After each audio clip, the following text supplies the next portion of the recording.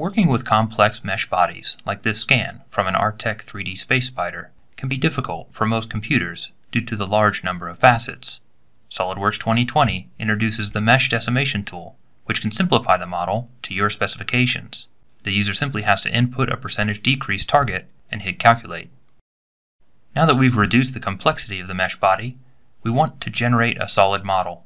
Let's start by first creating an axis through the center of the mesh geometry.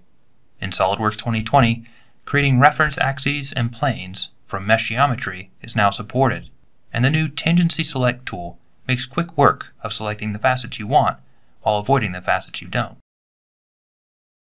After the model is complete, it can be compared to the initial mesh data using the new Body Compare tool.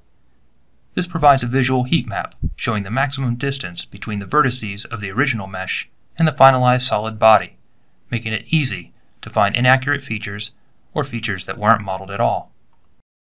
With tools like Decimation and Body Compare, SOLIDWORKS 2020 makes working with complex mesh data effortless.